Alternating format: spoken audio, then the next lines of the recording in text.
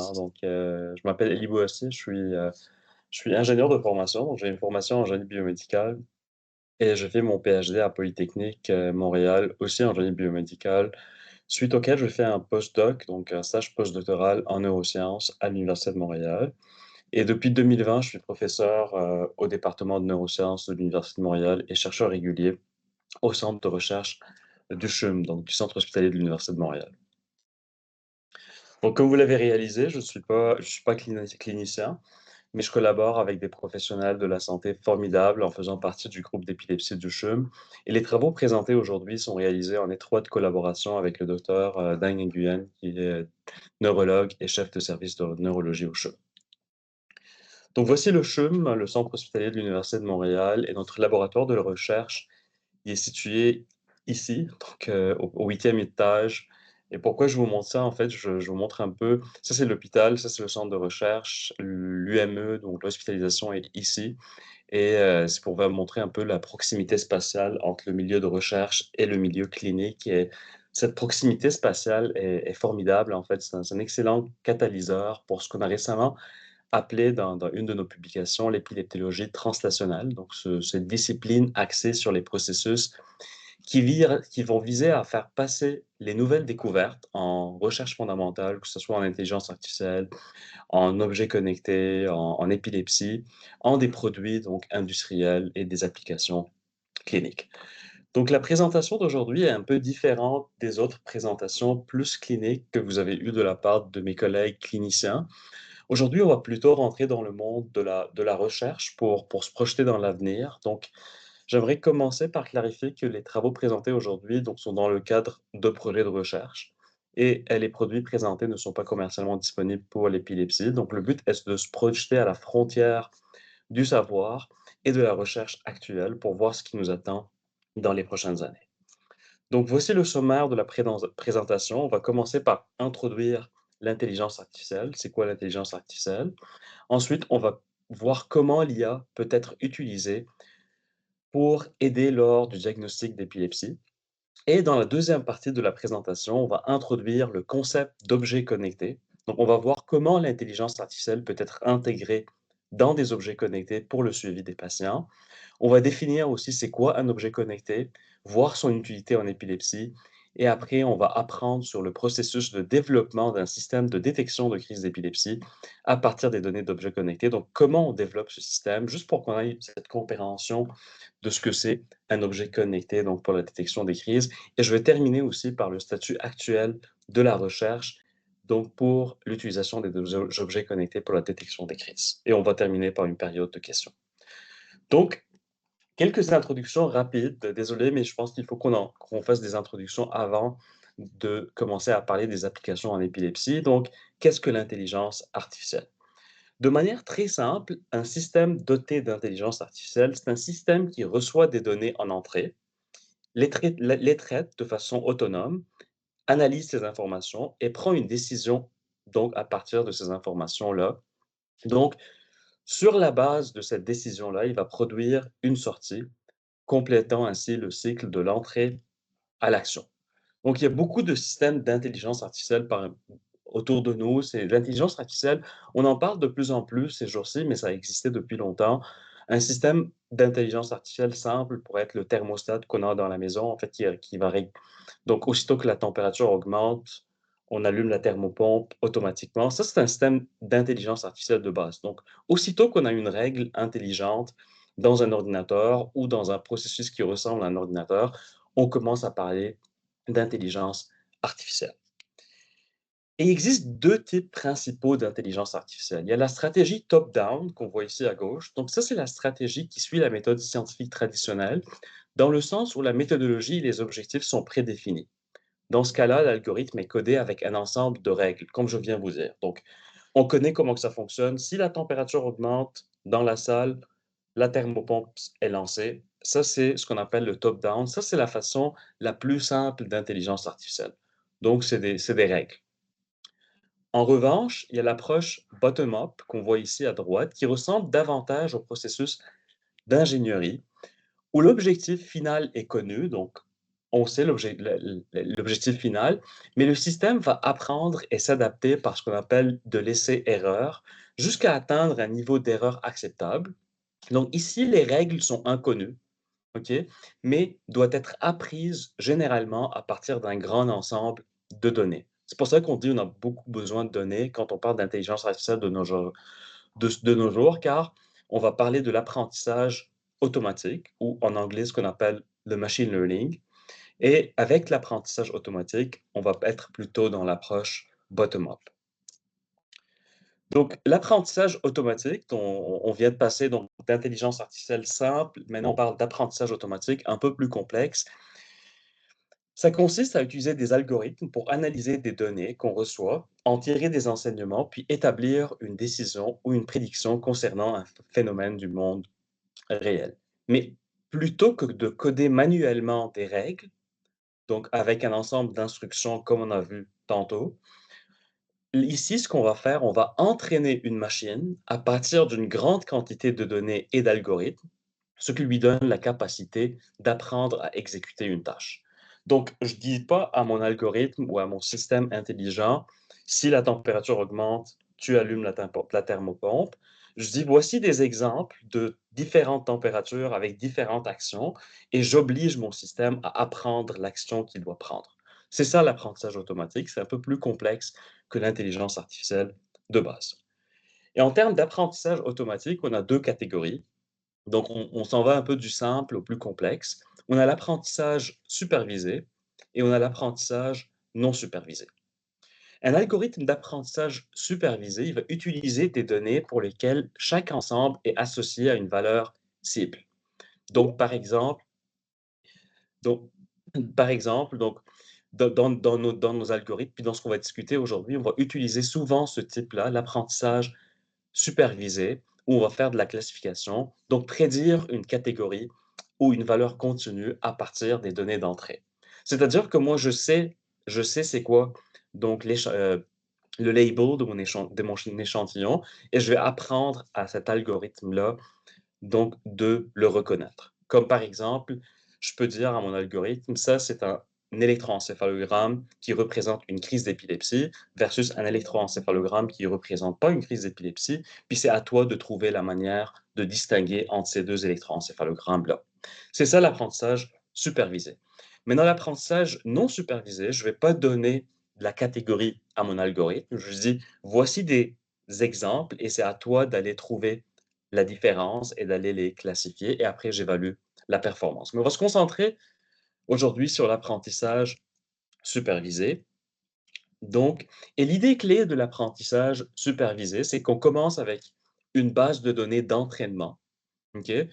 Donc, ce sont ces données-là qui vont permettre d'enseigner au modèle. Donc, le modèle va parcourir ces données-là. Le système va apprendre à reconnaître des régularités ou des schémas. Et ensuite vient le classificateur ou le modèle. Donc, c'est l'algorithme, en fait, qui s'ajuste à partir des données d'entraînement pour être capable d'associer de nouveaux exemples à une catégorie ou une sortie attendue. OK? Donc, on entraîne cet algorithme-là. Donc, on entraîne notre classificateur, ce modèle intelligent. Donc, quand on parle d'apprentissage automatique, on l'entraîne avec des données d'entraînement. Donc, on lui donne beaucoup de données avec des caractéristiques. Puis après, ce qu'on fait, on lui donne des données de test, puis on l'évalue. Un peu comme à l'école, donc on étudiait, puis après, on arrivait, on faisait un examen qu'on n'avait pas vu. Puis après, on va évaluer les performances, donc les prédictions. Dernière définition de base, puis après on va aller au vif du sujet, c'est donc dans le cadre de l'apprentissage, supervisé, on a l'apprentissage superficiel et l'apprentissage profond, OK? L'apprentissage superficiel, c'est simple en fait, on commence par extraire des caractéristiques de nos données, puis on entraîne un modèle pour classer les données et on a la sortie, par exemple, 9. Donc, par exemple, j'ai une image du chiffre 9. Je vais aller extraire des caractéristiques de cette image-là, par exemple les angles, etc. J'utilise ça comme entrée à un classificateur. Donc, ça, c'est un réseau de neurones simple de classification. Puis après, le classificateur va donner une sortie. L'apprentissage profond, donc ce qui se passe au niveau de l'apprentissage profond, on va combiner l'extraction de caractéristiques et la classification dans un même processus, ce qui permet de trouver automatiquement les traits les plus importants. Puis pourquoi on l'appelle l'apprentissage profond? Car un des types de classificateurs qu'on utilise en apprentissage superficiel, supervisé, c'est les réseaux de neurones. Donc, on va apprendre à un réseau de neurones artificiel sur ordinateur de reconnaître des entrées, donc des tâches. Puis souvent, c'est des réseaux de neurones simples avec des caractéristiques. Ça, c'était la méthode qu'on utilisait donc dans les dernières décennies. Puis plus récemment, on a réalisé on veut augmenter les couches, le nombre de la complexité de ce réseau-là qui est codé sur un ordinateur pour pouvoir avoir les données brutes en entrée, donc ne pas avoir à extraire des caractéristiques. Puis ce réseau, il est beaucoup plus complexe, mais vu que je l'aide pas à converger puis à apprendre, il y a besoin de voir beaucoup plus d'entrées. Donc, pour résumer, donc on a parlé d'intelligence artificielle simple, donc c'est assez simple. Aussitôt que j'ai une règle sur un ordinateur avec une action ou une décision, je parle d'intelligence artificielle. Il y a une façon plus complexe, c'est l'apprentissage automatique, où j'ai un modèle, puis je lui montre beaucoup d'exemples. Je dis: je suis comme une boîte, puis c'est à toi d'apprendre comment générer les réponses». Puis on a parlé d'apprentissage supervisé et non supervisé, puis on s'est dit qu'on va se concentrer sur l'apprentissage supervisé. Et dans le cadre de l'apprentissage supervisé, on a l'apprentissage superficiel dans lequel on extrait des caractéristiques de nos données pour faire une classification, et l'apprentissage profond où on utilise les données brutes comme entrée pour faire notre classification. Donc, dans la prochaine étape, on va discuter comment on peut utiliser l'intelligence artificielle. Donc, on vient de définir c'est quoi l'intelligence artificielle, les grandes catégories. On n'est pas rentré dans les détails, mais ça nous donne une idée, c'est quoi une intelligence artificielle. Puis je pense qu'on a déjà une sorte de langage commun par rapport donc quand je parle de modèles. On va voir comment on peut utiliser l'intelligence artificielle lors, donc pour aider au diagnostic d'épilepsie. Puis ça, c'est des projets de recherche en cours dans notre laboratoire. Il y a d'autres applications de l'intelligence artificielle dans le pour aider au diagnostic d'épilepsie, mais aujourd'hui, on va pas avoir le temps de passer à travers tout. Donc, le premier projet qu'on va discuter aujourd'hui vise à développer un algorithme qui est capable de classifier automatiquement donc les signaux EEG de routine dans le cadre d'un diagnostic d'épilepsie. Donc, c'est quoi un EEG de routine? Donc, EEG, c'est pour électroencéphalogramme. C'est un examen, en fait, qui est fréquemment utilisé dans le cadre de l'investigation et le suivi de l'épilepsie, que ce soit épilepsie suspectée ou diagnostiquée. Et le seul marqueur qui est actuellement valide cliniquement pour l'épilepsie sur le EEG de routine est ce qu'on appelle une pointe ou une décharge épileptiforme interictale que nous pouvons voir ici, donc sur les électrodes temporales gauche, donc dans le cadre d'une épilepsie du lobe temporal. Donc, c'est ces décharges-là. Ça, en fait, quand on voit ça sur un électroencéphalogramme, donc un EEG de routine, ça nous donne un signe que c'est un biomarqueur d'épilepsie. Donc, l'interprétabilité visuelle de ces EEG peuvent être difficiles, donc ça prend un expert pour pouvoir les identifier. Laborieuse aussi, ça prend du temps. Donc, puis une des façons que les gens ont commencé à utiliser l'intelligence artificielle dans le cadre des jeux de routine, c'est de développer des algorithmes, comme on vient de dire, des systèmes qui sont capables d'identifier automatiquement ces pointes-là dans un EEG de routine. Donc, on donne un EEG, un électroencéphalogramme à la machine, puis la machine est capable de dire qu'ici, il n'y a pas de pointe, ici, il y a une pointe, etc.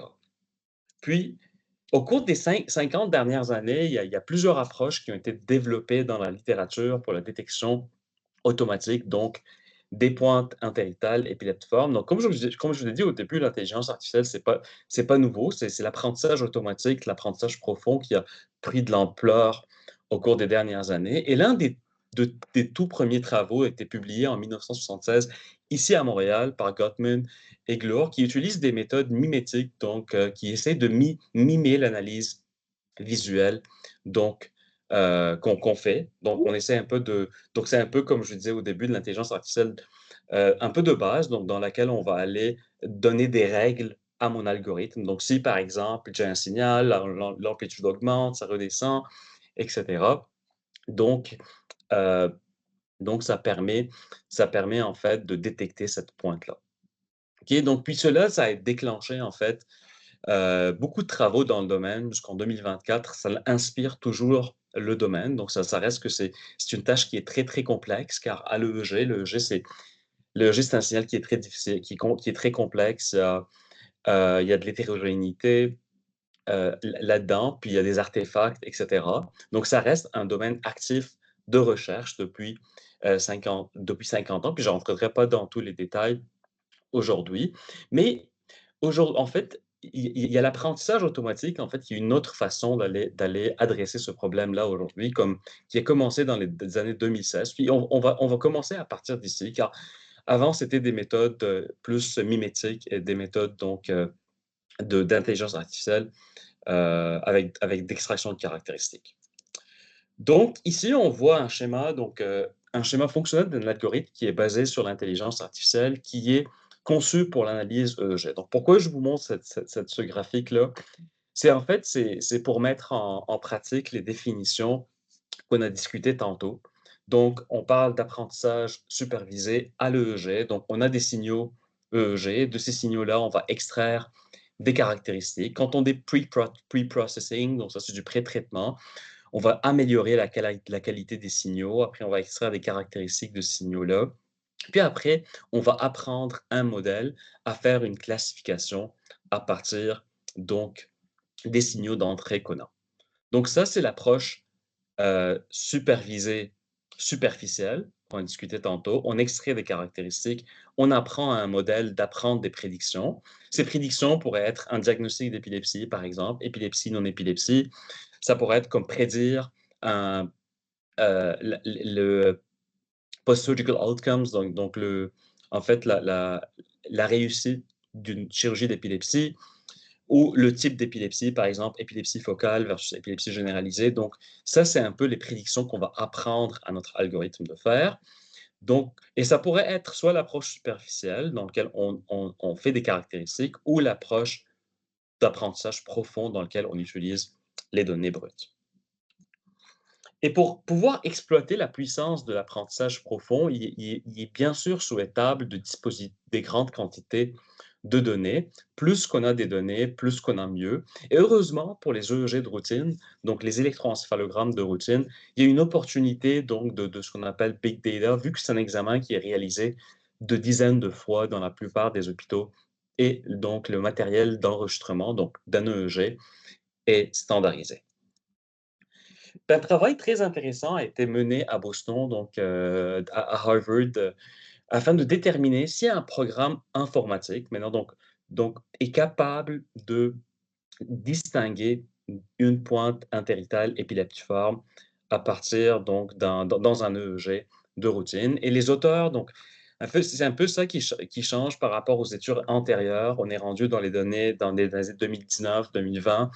Là, on a plus de capacité computationnelle, on peut avoir plus de données. Donc, les auteurs ont créé une base de données contenant un total de 9 500 enregistrements EEG, électroencéphalogrammes, et 8 médecins ont annoté indépendamment chaque pointe. Ici, en fait, on peut voir le nombre, donc c'est 8 médecins-là qui ont annoté, donc c'est 8 sur 8. Puis ici, on peut voir en fait que, il y a des cas où c'est très facile, donc ça, c'est très facile à identifier comme pointe interitale épileptiforme. Mais si on vient ici, où là, c'est des cas un peu plus difficiles à annoter. Et après, donc, ce que les auteurs ont fait, ils ont développé un algorithme qui est basé sur les techniques d'apprentissage profond pour aller identifier ces pointes-là qui ont appelé SpikeNet. Puis cet algorithme-là, SpikeNet, c'est un réseau de neurones profond, donc comme je disais. Donc, on ne va pas rentrer dans les détails de l'architecture, mais c'est un algorithme, donc c'est un algorithme sur un ordinateur que on donne un EEG en entrée, un électroencéphalogramme, puis il est capable de nous dire où sont les pointes épileptiformes interitales. Puis les résultats ont montré que SpikeNet surpassait parfois l'interprétation même par des experts et des logiciels commerciaux. Et les auteurs ont ensuite développé un niveau de classification supplémentaire pour classer l'ensemble de données d'un EEG comme contenant ou non des pointes.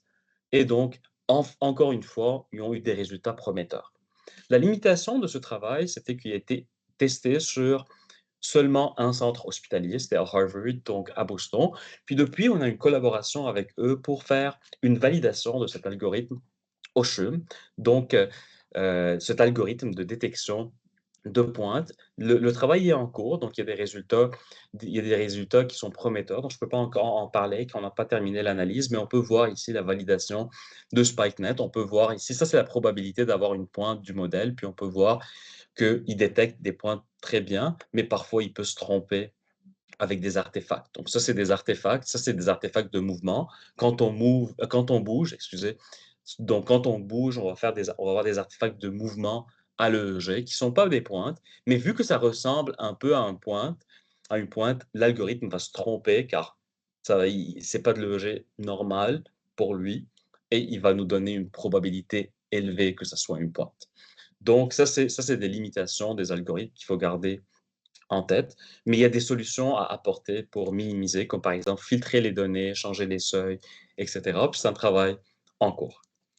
Donc, maintenant, on a parlé de la détection des pointes, mais certains EEG de patients ne démontrent pas de pointe à l'œil nu.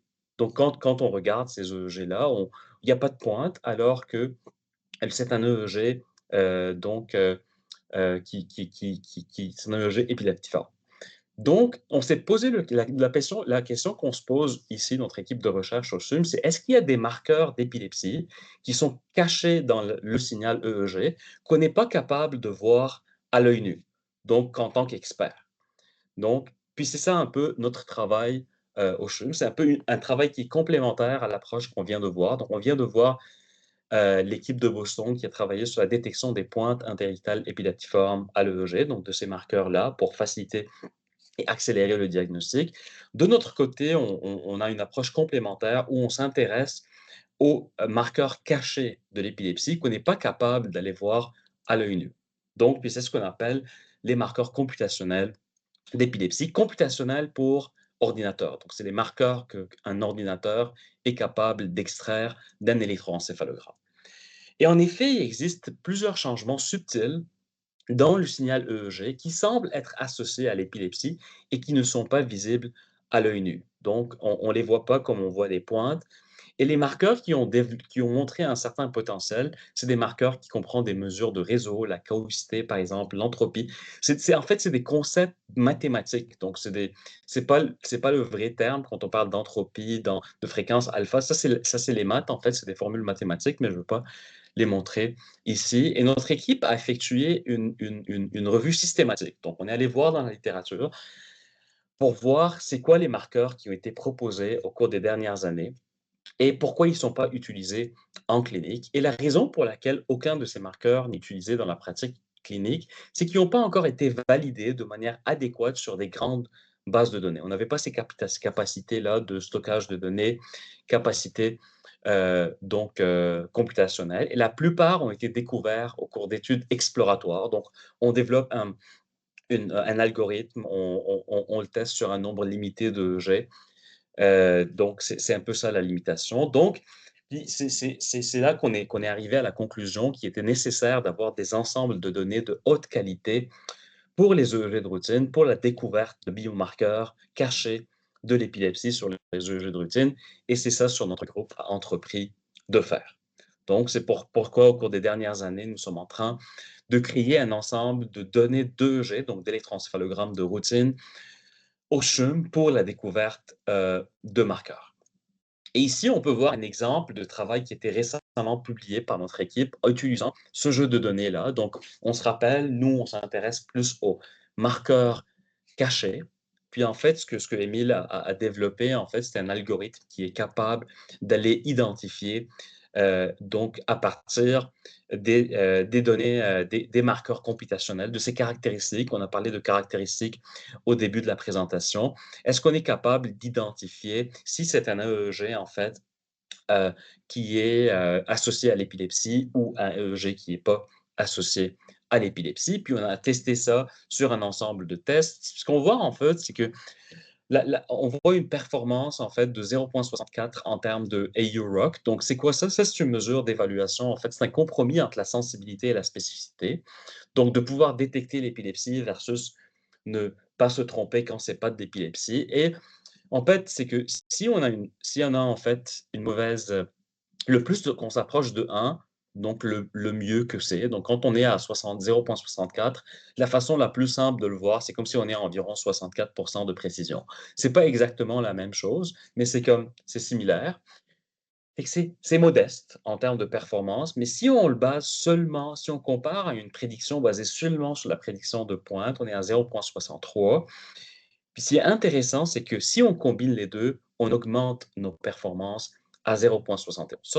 Ça, c'est des prédictions, pas des prédictions cliniques, ça, c'est des prédictions algorithmiques. Donc, un algorithme qui se base seulement, car c'est sûr que dans un contexte clinique, on va se baser sur autres mesures pour faire une prédiction, comme l'histoire de la maladie, le contexte clinique, etc. On parle d'algorithme, si on base l'algorithme donc sur les 2, on est quand même à 71 environ, juste pour faciliter l'interprétation. Donc ça, c'était les marqueurs computationnels classiques. Donc si on fait l'extraction de caractéristiques de nos signaux assez avancés pour aller voir. Donc, ceci est prometteur. Donc, ça nous a dit en 2023 qu'il existe des marqueurs autres que les pointes qui pourraient être utilisés au niveau d'un signal EEG pour pouvoir voir si un EEG est associé à l'épilepsie ou pas. Par contre, les performances sont encore insuffisantes pour une application clinique. Et donc, ici, on s'est orienté vers l'apprentissage profond. Donc, comme je l'ai dit tantôt, c'est des réseaux de neurones beaucoup plus complexes qu'on va utiliser. Et donc, on est allé explorer les techniques d'apprentissage profond basées sur l'état de l'art d'architecture de pointe pour la modélisation de ce qu'on appelle des séries temporelles, donc des signaux comme un EEG, donc un signal, c'est une série temporelle dans le temps.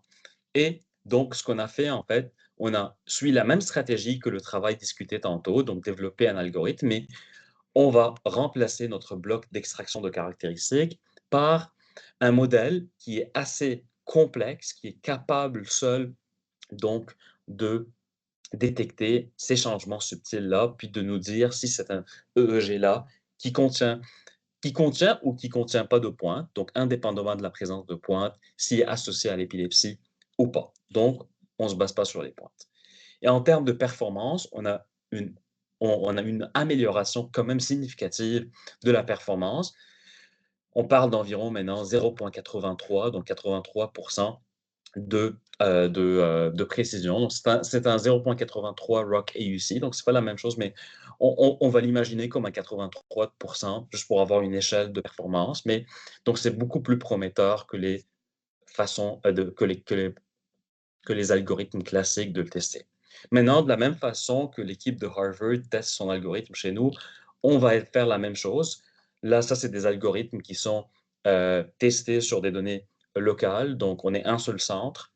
Il va falloir qu'on teste ça sur d'autres bases de données. Donc là, on a commencé une collaboration avec Boston, Philadelphie et New York pour tester cet algorithme-là sur leurs données, pour voir comment ça généralise sur des données d'autres centres. En même temps, on est en train de travailler sur des modèles plus puissants, donc des modèles qu'on appelle de fondation. On ne va pas rentrer sur les détails, mais c'est des modèles encore plus puissants, mais qui nécessitent beaucoup plus de données.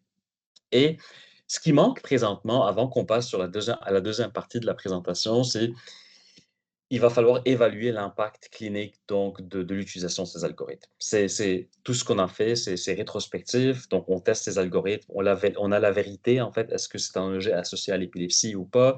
On est capable de prédire, donc, avec ces algorithmes-là, mais il va falloir tester ça dans un contexte clinique, dans une étude prospective où on déploie ce modèle en clinique pour voir les performances de cet algorithme. Puis comment est-ce que les cliniciens ou les neurologues vont pouvoir utiliser ce genre d'algorithme dans leur pratique clinique. Et c'est sûr que pour le moment, il y a des limitations en termes d'interprétabilité et de confiance dans les prédictions. Donc ça, c'est quelque chose qu'il va falloir travailler. C'est-à-dire que ces modèles-là, ils nous donnent une prédiction.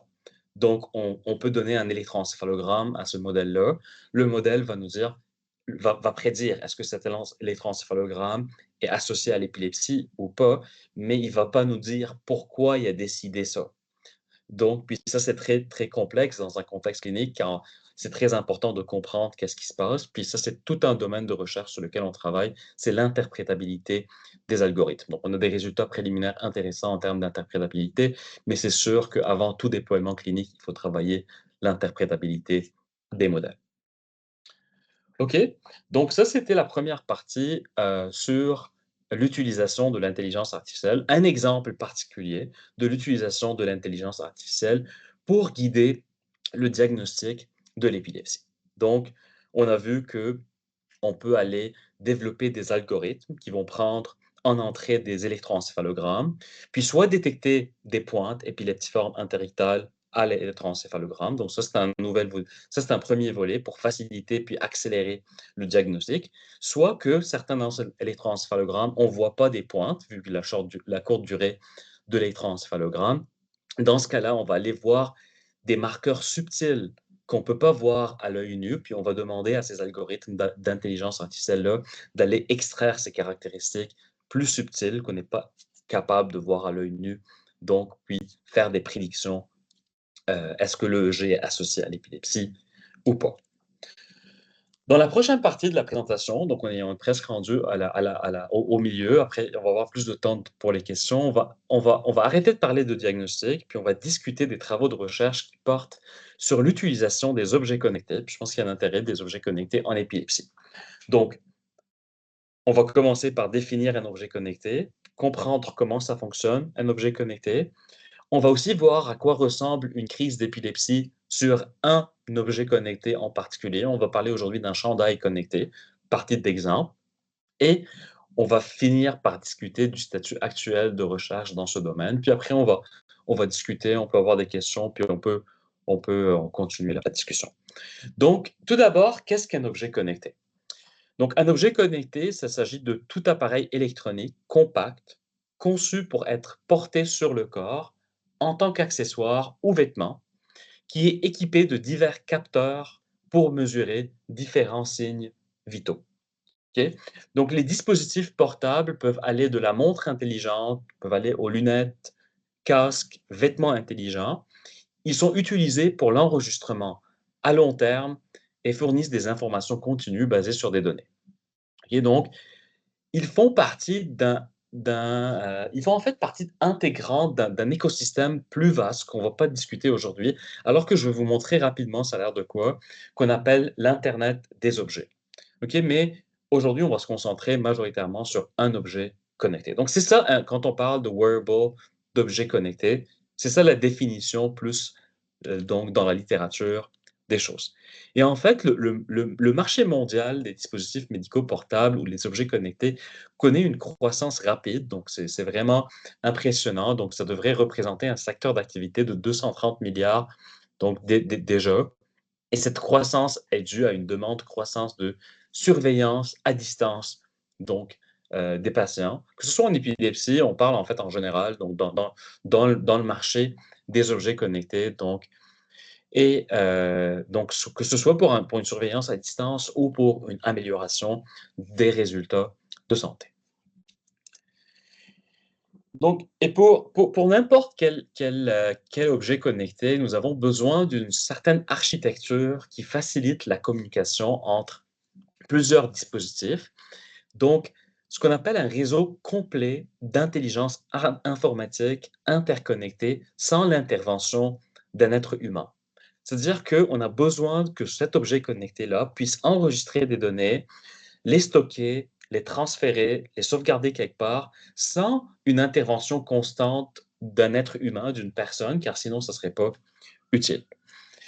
Et l'architecture typique d'un dispositif portable donc, ou d'un objet connecté donc, peut être simplifiée par le diagramme qu'on voit maintenant à l'écran. Et on va commencer par examiner les trois couches principales, soit la couche du capteur, donc dans un objet connecté, on a un capteur, la couche réseau et la couche de traitement de données. Donc, commençons par la couche de capteur. Donc, n'importe quel objet connecté, la première couche, il y a un capteur. Et dans le cas d'un objet connecté, comme par exemple une montre intelligente, il y a de nombreux capteurs qui sont intégrés. Mais qu'est-ce qu'un capteur? Un capteur, c'est un dispositif qui fournit une sortie qui est utilisable, donc un signal électrique, en réponse à une mesure spécifique qui est souvent un phénomène physique.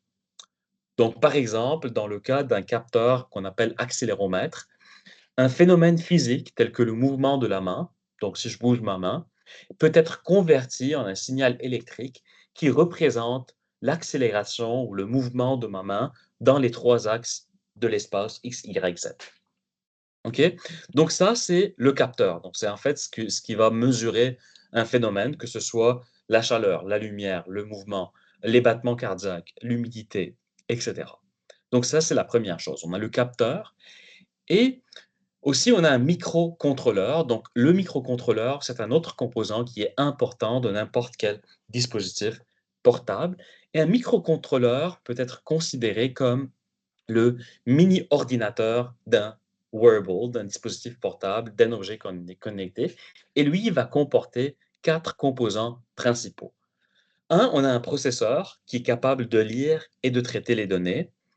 Deux, on a ce qu'on appelle un oscillateur, qui est une horloge pour synchroniser toutes les données. Donc, j'ai un capteur, j'ai un wearable, j'ai un objet connecté, une montre intelligente qui enregistre plusieurs choses en même temps. Donc, le rythme cardiaque, le mouvement, la température. Chaque signal est enregistré à une différente horloge et il faut que je puisse synchroniser ces données-là et unifier le temps. Donc, c'est ça l'oscillateur. Le 3, j'ai besoin d'une mémoire qui stocke les données, donc j'ai besoin de pouvoir garder les données quelque part. C'est la mémoire. Et on a aussi des ports qui peuvent recevoir et transférer les données vers d'autres parties du dispositif portable, similairement à un port USB sur votre ordinateur portable donc, ou ordinateur personnel. Donc ça, c'est la première couche qui est la couche du capteur. Donc, c'est en fait l'objet connecté souvent en soi. Donc, la montre connectée, on a le capteur, on a le microcontrôleur avec les ports et l'oscillateur. Et la couche suivante d'un objet connecté, c'est la couche réseau. Donc, dans cette couche, les données, excusez, mesurées par les capteurs sont transférées par des connexions à courte portée, telles que par exemple Bluetooth. Je pense qu'on a tous entendu en parler de Bluetooth, Wi-Fi, Wi-Fi, donc, ou vers un appareil portable tel que par exemple un ordinateur ou donc un ordinateur ou par exemple un téléphone intelligent. OK, donc ça, c'est la couche de transmission de données. Donc, on enregistre les données, il faut les transmettre quelque part. Ça peut être par Bluetooth, par Wi-Fi, ou aussi on peut utiliser une connexion Internet pour transférer ces données-là vers le cloud. Et la dernière couche, donc, on termine les définitions d'objets connectés. La dernière couche, c'est la couche de traitement de données. Puis, c'est un peu au sein de cette couche que nous, on se spécialise dans le labo quand on travaille en épilepsie. C'est la couche qui est une des plus importantes, pas seulement car on travaille au niveau de cette couche-là, mais c'est ici qu'on va déployer des algorithmes, comme par exemple des algorithmes de détection de crise d'épilepsie. OK? Donc, on va mettre en œuvre ces algorithmes au niveau de l'unité de traitement de données, que ce soit local ou à distance. Et ici, on voit une belle illustration de la manière dont les dispositifs portables donc, peuvent être utilisés dans le contexte d'épilepsie. Donc, c'est de la recherche, donc c'est un peu une visualisation, comment on voit les choses s'en venir dans le domaine. Puis, dans l'architecture proposée, on a un dispositif portable de détection de crise d'épilepsie qui va analyser les signaux, comme on vient de voir au tout début. Donc, il y a un classificateur à l'intérieur qui analyse les signaux. Mais maintenant, au lieu de dire EEG associé à l'épilepsie ou pas, comme dans le cadre d'un diagnostic d'épilepsie, il va dire à ce moment-là, les données que j'enregistre, est-ce qu'ils sont associés à une crise d'épilepsie ou à une période qui n'est pas associée à une crise d'épilepsie? OK? Donc, c'est ça un peu, c'est la même chose. C'est un classificateur qui va apprendre à reconnaître les patrons associés à une crise d'épilepsie. OK? Et en 2021, notre équipe a envoyé un questionnaire donc partout au Canada. Donc, c'est une collaboration avec l'Alliance canadienne donc, de l'épilepsie. Puis, on a trouvé qu'il y avait un intérêt donc, de la part donc, des patients et des proches aidants pour l'utilisation des objets connectés en épilepsie. Donc, c'était en fait un questionnaire qui a guidé un peu nos choix au niveau de notre travail sur les objets connectés. Donc, je ne vais pas rentrer dans les détails, mais comme on le voit, il y avait un intérêt. Il y avait un intérêt pour tout ce qui était non EEG, car l'EEG était comme, c'était pas nécessairement apprécié d'avoir des EEG, etc. Donc, c'était plus des dispositifs comme des montres, comme des chandails, comme des matelas, etc. Et depuis, nous avons commencé à évaluer la possibilité de développer des algorithmes qui sont capables de détecter les crises d'épilepsie en appliquant les techniques d'apprentissage automatique. Donc, on vient de parler d'apprentissage automatique, c'est ce qu'on spécialise, donc de l'apprentissage supervisé, aux signaux acquis avec des appareils connectés. Donc, ici, on peut voir divers appareils que on est en train d'explorer. Donc, on a commencé à explorer au labo. Donc, il est important de noter, donc ça c'est vraiment important, qu'aucun de ces objets connectés n'inclut présentement un système de détection de crise d'épilepsie. Donc ça, c'est des objets connectés qui ne sont pas pour l'épilepsie, qui sont disponibles pour enregistrer des données. Puis nous, ce qu'on fait dans le labo, on se procure de ces objets connectés-là, on enregistre des données, puis après, on développe des classificateurs pour voir si on est capable de détecter des crises d'épilepsie. Donc, c'est ça un peu notre recherche actuelle au niveau intelligence artificielle et objets connectés pour détecter les crises d'épilepsie. Et aujourd'hui, je vais vous parler d'un chandail connecté donc, que nous, on a utilisé pour enregistrer des données, puis voir si on est capable de développer des algorithmes à partir des, des, euh, euh, de ces enregistrements-là. Donc, c'est un chandail qui mesure la respiration. Donc, il y a deux bandes respiratoires, une au niveau abdominal, une au niveau thoracique. Il y a l'ECG, donc l'électrocardiogramme. Donc, ça, c'est l'activité électrique du cœur.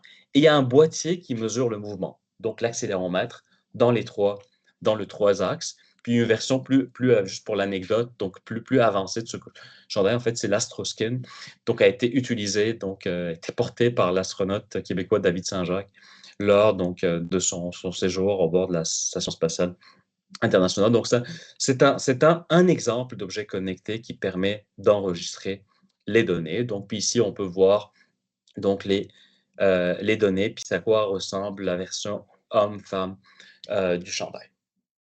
Donc, puis, donc, ce que je vous montre ici à l'écran, ça, c'est un exemple d'une crise focale bilatérale tonico-clonique, donc d'une crise qui est secondairement généralisée, qu'on a enregistrée sur le chandail exosquelette.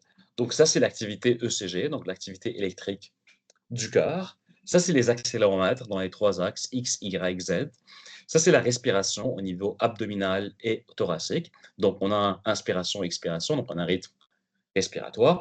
Puis ici, en fait, quand on regarde ce qu'on fait surligné en orange, ça, c'est la crise, donc la crise d'épilepsie. Puis on peut voir qu'il y a une augmentation au niveau du rythme cardiaque, il y a une activation au niveau de l'accéléromètre qui est associée au mouvement durant une crise d'épilepsie. Puis il y a un changement au niveau respiratoire.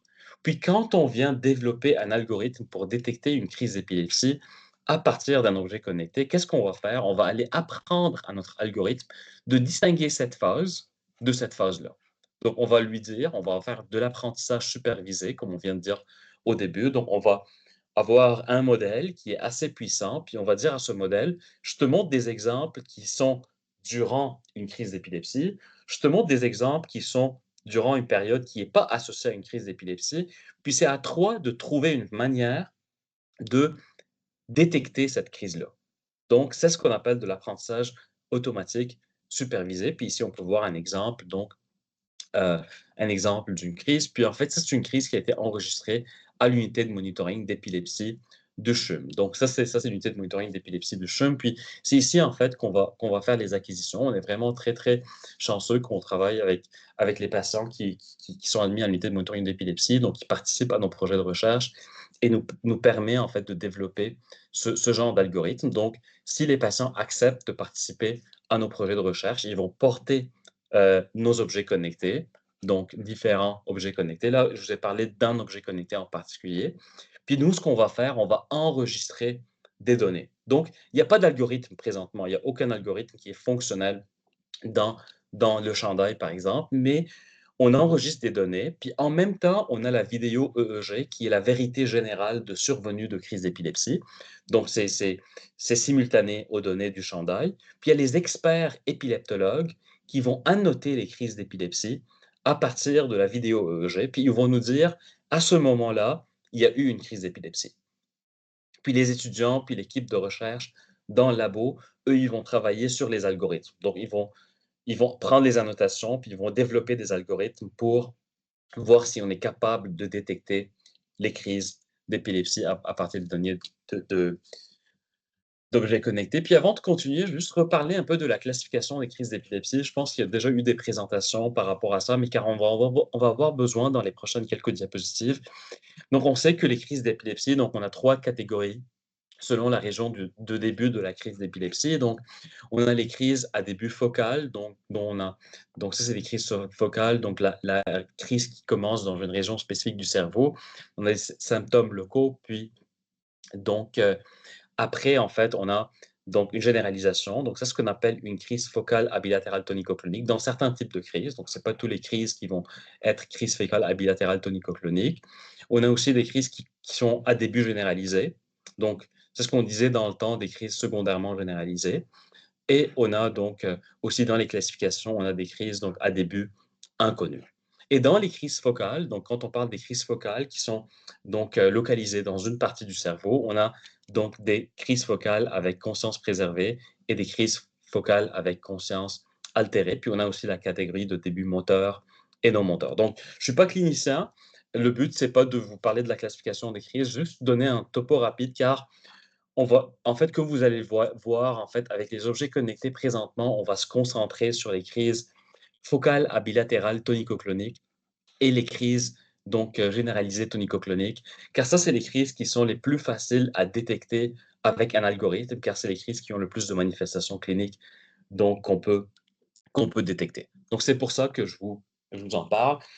Mais ça, c'est comme je vous montre aussi ça, juste pour comme aussi vous donner une idée de ce que c'est un pipeline ou un algorithme de détection de crise quand on parle de détection de crise. Donc, on va prendre les données brutes, on va faire une sorte de pré-traitement, on va extraire des caractéristiques.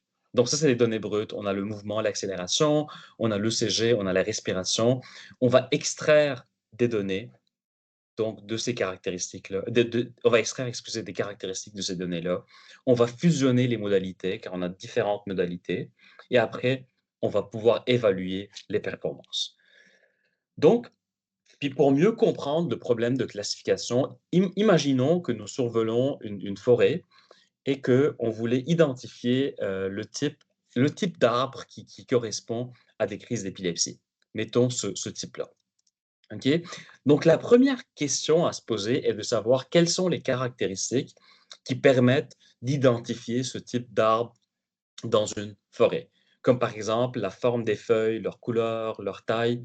C'est cette étape-là qu'on appelle l'extraction de caractéristiques. Donc, quand je vous parle d'extraction de caractéristiques, c'est cette étape-là. Et pour un signal électro-ECG, d'électrocardiographie, donc l'activité électrique du cœur, il s'agira de la fréquence cardiaque. OK?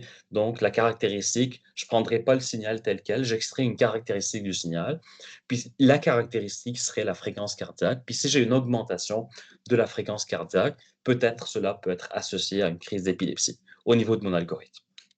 OK? Cependant, nous ne pouvons pas extraire les caractéristiques de toute la forêt en une seule étape, donc on va les prendre comme une sorte d'appareil photo et prendre une photo à la fois.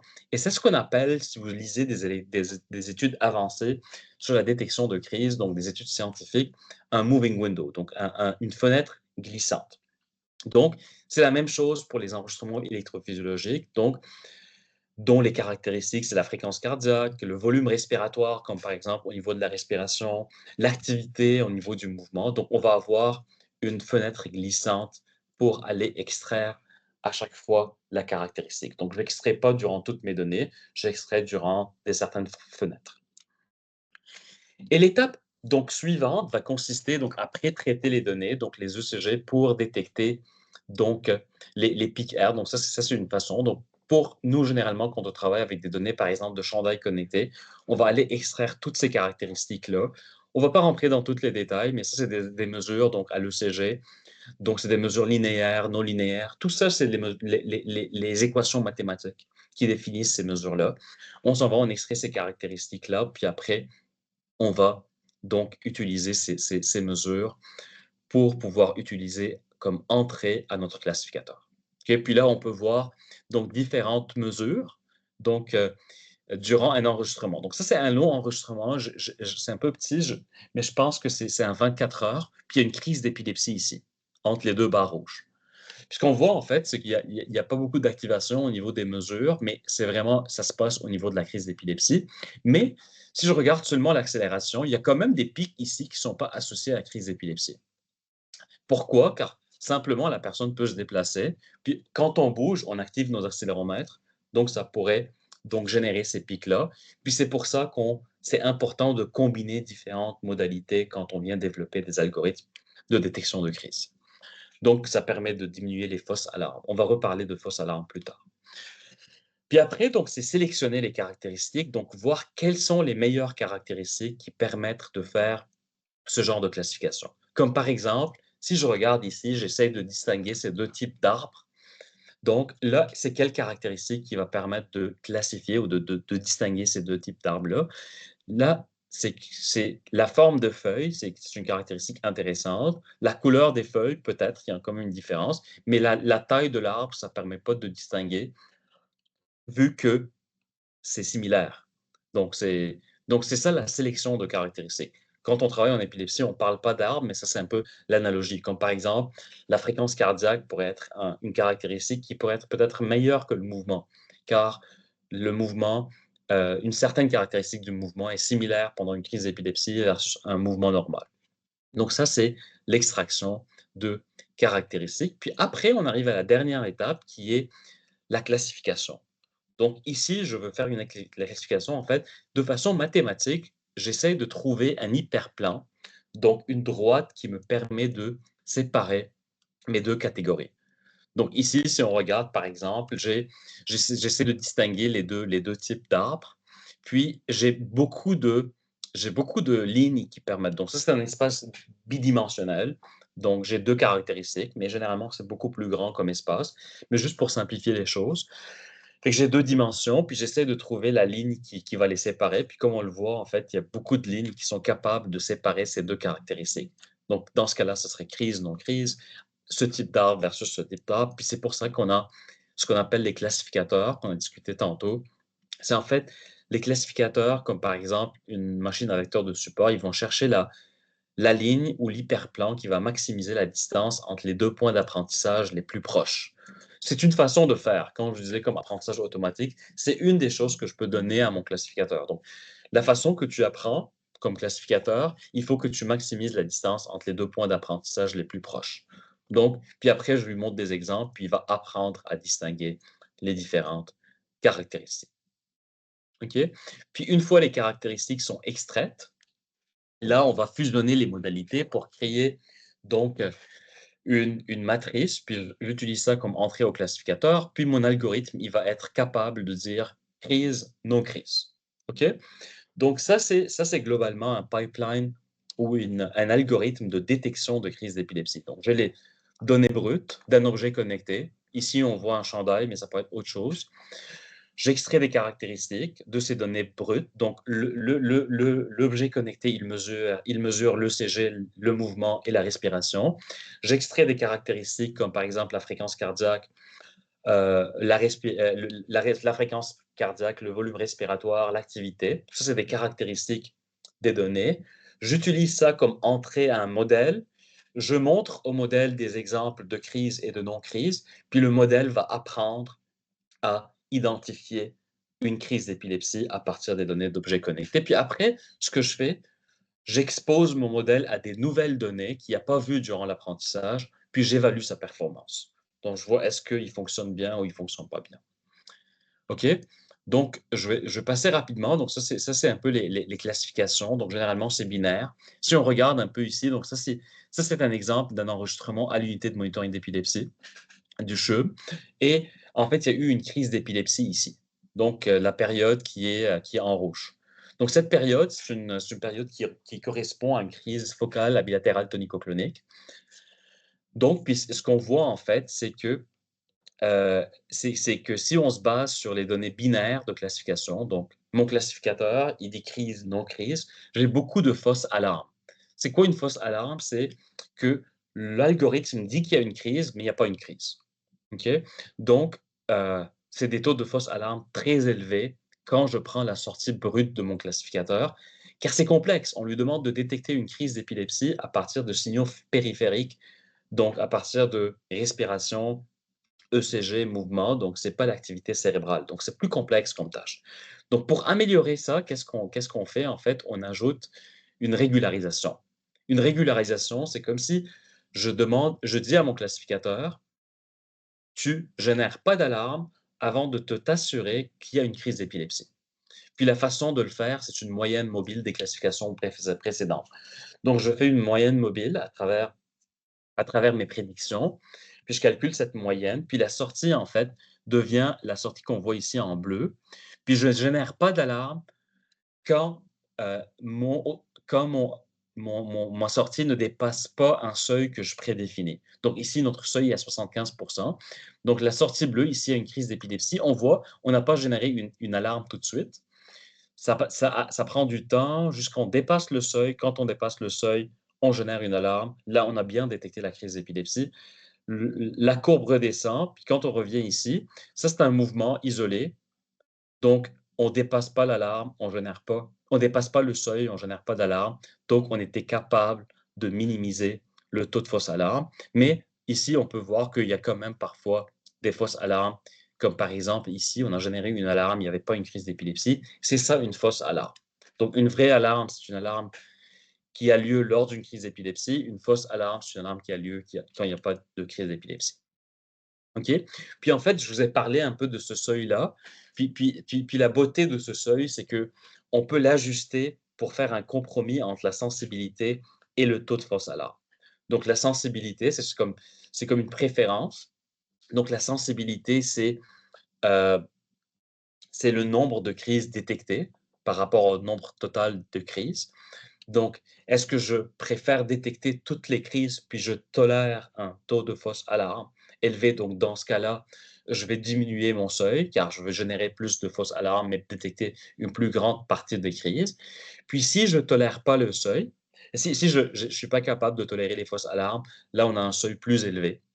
Donc, puis, ça, c'est un peu la beauté d'avoir ce genre de seuil, car on peut ajuster donc les performances. Donc, je pense pas que je vais aller dans ça, car je crois que le temps passe, puis j'aimerais avoir un peu plus de temps pour la discussion. Donc ça, c'est juste pour vous dire, en fait, c'est une méthode robuste d'évaluation des algorithmes qu'on appelle validation croisée imbriquée. Donc, c'est une méthode d'évaluation des algorithmes. Mais on va pas rentrer dans les détails, c'est très technique. Bon. Donc, puis en fait, ici, je vais juste donner des résultats, les résultats qu'on a eus pour le développement d'un algorithme de détection. Donc ça a été testé de façon rétrospective à l'unité de monitoring d'épilepsie. Donc, on a enregistré les données, puis les résultats, il n'y avait pas d'algorithme. Il n'y a pas d'algorithme qui roule en temps réel, donc il n'y a pas d'algorithme qui roule. Ça, c'est des données qu'on a testées dans le laboratoire. Donc, on enregistre les données, on revient au laboratoire au CHUM, puis on entraîne des algorithmes, puis on évalue les performances. Donc, on a recruté, donc il y a 148 patients qui ont été au CHUM, qui ont accepté de participer à notre projet. Il y a 42 patients qui ont eu 66 crises focales bilatérales tonico-cloniques. Donc, c'est les crises avec plus de manifestations cliniques. On a enregistré environ 8000 heures d'enregistrement continu.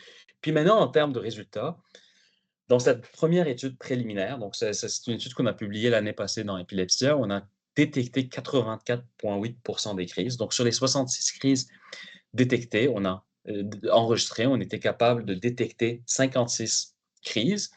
On a un taux de fausse alerte de 0,55 par 24 heures. C'est un peu ici le problème, que ça demeure relativement élevé. On parle 0,55 fausse alerte par 24 heures. Donc, on parle un jour sur deux où on a une fausse alerte. Donc, l'algorithme va dire qu'il y a une crise d'épilepsie, mais il n'y a pas une crise d'épilepsie. Ça reste quand même, on trouve que ça reste élevé. Donc, c'est quelque chose sur on est en train de travailler. Puis, on a une latence de détection de 26 secondes. Donc, c'est quoi la latence de détection? Ça, c'est en fait le délai de détection suite à la survenue d'une crise d'épilepsie. Donc, une crise d'épilepsie commence. Ça prend combien de temps après le début clinique ou la généralisation ici que pour pouvoir détecter, pour pouvoir générer l'alarme? Donc, c'est quand même un peu, un peu long comme, comme délai, mais c'est quand même raisonnable. C'est quand même raisonnable. Donc, c'est ça un peu, c'est un peu ça les résultats pour la détection des crises tonico-cloniques. Donc, puis, avant de passer aux phases, je vais juste comme faire un petit résumé peut-être ici. Donc, c'était par rapport à cette étude en particulier avant de revenir aux phases. Donc, on a obtenu une sensibilité de détection, comme on l'a vu, qui est assez bonne. Donc, c'est quand même bien. On va détecter 85 environ des crises, un peu plus. Le taux de fausses alarmes, donc, qu'on vient de discuter, c'est le nombre de fausses alarmes qu'on obtient par jour. On trouve que ça demeure élevé pour que ça soit adopté. Donc, c'est un peu comme on va être tanné, en fait, si, comme proche aidant ou comme patient, si une fois chaque 2 jours, on a une alarme qui ne correspond pas à une crise d'épilepsie. C'est pour ça qu'on est en train de travailler sur ça. Donc, le plus qu'on a de données, le plus qu'on enregistre de données, le plus qu'on peut utiliser des algorithmes plus performants pour ce genre de classification. Il reste aussi que ça a été testé de façon rétrospective, donc il n'y a pas d'algorithme qui est implanté dans le dispositif. On travaille dans le laboratoire, on enregistre des données, on teste, donc ça prend des tests futurs. Puis, en fait, le point le plus important, en fait, que ça prend des tests en un environnement résidentiel. Car ce qu'on a fait jusqu'à maintenant, c'est une preuve de concept à l'unité de monitoring d'épilepsie. Donc, c'est dans un contexte hospitalier assez contrôlé. Donc, on ne peut pas se promener, on peut pas aller courir, etc. Donc, on ne peut pas faire les habitudes de chaque jour à l'unité de monitoring d'épilepsie. Donc, c'est un contexte d'hospitalisation. Donc, les performances pourraient être un peu ambitieuses quand on les évalue dans un contexte d'unité de monitoring d'épilepsie. C'est pour ça que, en fait, une bonne nouvelle, ce matin, on a eu notre approbation pour commencer à faire des acquisitions à domicile, donc dans un milieu de vie résidentiel. Et en fait, il faut mettre en place des algorithmes pour pouvoir générer des alarmes en temps réel. Donc, j'aimerais parler rapidement, puis on y est presque vers la fin de la présentation, donc des phases. Donc, on n'est pas les seuls qui travaillent sur des objets connectés dans le monde. Il y a d'autres équipes qui travaillent sur des objets connectés. Puis, il y a en fait cette équipe de la Suisse qui a développé des standards pour tester les algorithmes de détection de crise dans des environnements, donc pour la détection des crises d'épilepsie. Puis, il y a 5 phases de développement et de validation des objectifs de définition. Puis, en fait, ça va dans des phases 0 jusqu'à des phases 4. La phase 0, c'est des études préliminaires avec des données simulées ou des sujets simples, puis on s'en va à phase 1 des études de faisabilité avec des données de crise. Donc, les phases 2, c'est la majorité des études actuelles qu'on voit nos jours. Donc, en 2025, c'est des études de phase 2. Donc, c'est des études avec un appareil dédié, donc, où on va enregistrer des données, mais que le système n'est pas encore capable de générer des alarmes. Donc, on enregistre avec un système, on développe dans le labo, puis on reporte des performances. Puis après, dans les études de phase 3, donc ça, on a un device, on a un prototype fonctionnel qui est capable de détecter des crises, puis qui est capable de générer des alarmes, puis on le teste dans des centres multicentriques, dans des aspects en fait multicentriques, donc par exemple dans 2, 3 centres hospitaliers pour voir comment ça se comporte. Donc ça, c'est les études de phase 3. Et on a les études de phase 4 qui sont les études les plus avancées où on s'en va tester un dispositif dans un milieu de vie résidentiel, donc dans le milieu de vie des patients, mais on n'est pas encore rendu là. L'étude que je vous ai montrée aujourd'hui, c'est une étude de phase 2. Donc, presque mi-chemin. OK, donc je ne vais pas rentrer dans les détails. Maintenant, je pense qu'une question qui se pose, on a parlé des crises focales à bilatérales tonico-cloniques. Qu'en est-il pour d'autres types de crises? Donc, dans notre étude, c'est que nous, dans notre étude, aussi, Jérôme, il a exploré la possibilité de détecter les crises focales avec altération d'état de conscience. Puis, je ne vais pas rentrer dans les détails. Donc, ce qu'on a trouvé, c'est que ça fonctionne moins bien. C'est plus difficile de détecter que des crises focale à bilatérale tonico-clonique, mais il y a une grande variabilité au niveau des performances par type de crise. C'est sûr que les crises qui ont des composantes motrices, etc., sont plus faciles à détecter que des crises sans manifestation, car, comme je viens de dire, ces objets connectés-là ne sont pas des EEG, donc ce n'est pas des électroencéphalogrammes, ils sont là pour détecter des manifestations cliniques. Puis pour terminer avec l'état en fait de ce qui existe, de ce qui existe, donc en parallèle au développement d'algorithmes, donc ce que je vous ai montré jusqu'à maintenant, c'est du développement d'algorithmes. Donc, on est un laboratoire de recherche qui développe des algorithmes de détection. On a récemment aussi survolé les autres objets connectés qui sont disponibles au Canada pour la détection des crises d'épilepsie. Donc maintenant, on parle de dispositifs qui ont des algorithmes pour détecter des crises d'épilepsie. Donc c'est des compagnies qui ont fait des travaux similaires, mais qui sont rendus à un prototype qui est capable de générer une alarme. Donc, pourquoi on a fait cette analyse-là, donc cette revue de littérature, c'était pour émettre des recommandations donc, au Canada pour est-ce qu'on est capable d'utiliser ces objets connectés-là pour détecter les crises d'épilepsie. Puis il y a en fait, il y a deux objets connectés, puis il y a aussi une application mobile.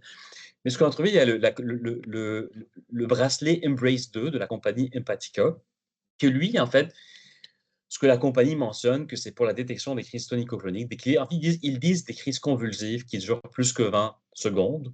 Puis en fait, il y a un algorithme de détection de crise à l'intérieur. Puis il y a aussi le matelas IMFIT de la compagnie IMFIT Corp. Donc ça, c'est deux compagnies aux États-Unis, que lui, on place sous le lit, donc sous le matelas, puis il va détecter des vibrations qui sont associées à des crises focales bilatérales tonico-cloniques ou généralisées tonico-cloniques pour générer une alarme locale. Donc, une alarme locale, donc quand il détecte des vibrations qui pouvaient être associées à une crise d'épilepsie, ça va générer une alarme, alarme locale. OK? Donc, je vais juste changer d'évaluer. Donc ce qu'on a trouvé, en fait, c'est que dans notre étude, on a trouvé une sorte de variabilité en termes de performance actuelle. Puis ce qu'on a trouvé, c'est que ces dispositifs-là, donc qui sont commercialement disponibles au Canada, on peut les acheter au Canada. Il n'y a aucun qui a été testé dans un milieu de vie résidentiel, donc dans une étude de phase 4. C'est pour ça que notre conclusion était qu'on n'était pas capable de les recommander. Mais ce qu'on a fait, on a décidé de les commander et de les tester à domicile en même temps qu'on va tester nos algorithmes.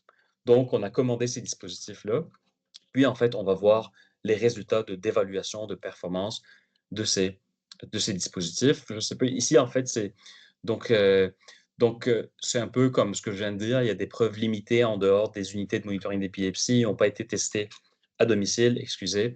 Donc, c'est difficile de recommander leur usage quotidien. Donc, je vous donne une idée aussi des coûts. On parle entre 330 à 790 dollars canadiens, etc. Donc, ça, c'est un peu notre article de revue. Si vous voulez plus de détails, donc, Lamrani et al. 2024, en fait, on fait une analyse de ces dispositifs-là, mais on va les tester, nous, dans une étude prospective à domicile. Donc, puis on va rapporter les performances pour voir si on peut les utiliser ou pas. Puis, ce qu'on a fait aussi, donc ici, je vous glisse un mot rapidement, en fait, c'est que aussi le bracelet Embrace 2, on est en train de le tester dans une étude prospective au CHUM. Donc puis c'est ça, c'est une étude en cours, donc ça, c'est des résultats préliminaires qu'on voit. On voit que ça détecte les crises. Donc, ça détecte quand même, un peu comme les résultats qu'on voit avec l'Exoskin, c'est limité aux crises convulsives aussi. Mais en fait, il y a des fausses alertes aussi, comme par exemple quand le patient ou la patiente brossait les dents, ça générait une fausse alerte pour une intervention, etc. Donc, ça, c'est des choses à garder en tête. Donc, avant de terminer, ça fait plusieurs fois que je dis d'avant de terminer, puis je ne termine pas, mais promis, c'est la dernière diapositive. Donc, ce qu'on voit en termes d'objets connectés, pour résumer, donc on a des résultats préliminaires qui sont prometteurs pour la détection des crises d'épilepsie, mais ça reste prometteur, ça reste préliminaire. Donc il y a du travail à faire. Le taux de fausse alarme demeure relativement élevé, que ce soit dans les algorithmes qu'on développe ou aussi les dispositifs qui sont commercialement disponibles. Donc, on est en train d'explorer des algorithmes plus puissants, des algorithmes basés sur des données multimodales pour voir si on est capable de réduire les taux de fausses alarmes. Puis l'acquisition d'un nombre plus élevé de données pourrait améliorer les performances.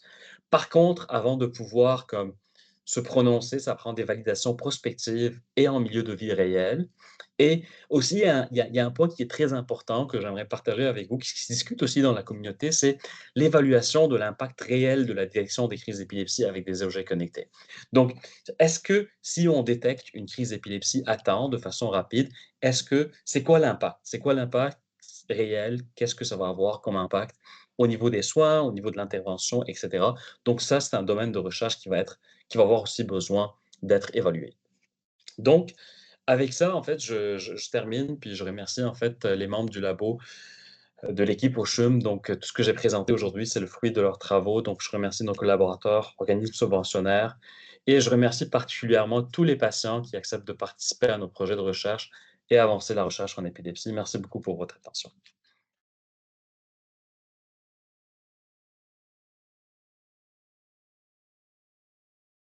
Et donc, je suis disponible s'il y a des questions.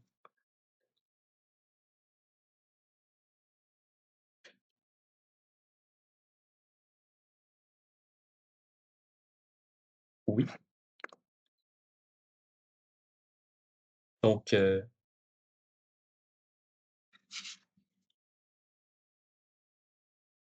est-ce qu'il y a des questions?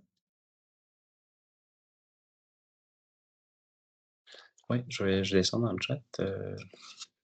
Ah, Base 2, il est pas disponible en vente au Canada. Ouais, j'étais pas au courant, c'est bien de le mentionner. Je vais revoir, mais nous, ouais, ça, il y a quelques mois, on l'a commandé, puis on le teste à l'unité de monitoring d'épilepsie. Mais c'est un très bon point, merci de l'avoir mentionné.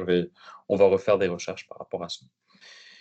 Pour un enfant qui fait des crises nocturnes focales avec altération donc de la conscience sans mouvement, est-ce que le produit Nightwatch, qui est disponible seulement en Europe, serait une bonne option?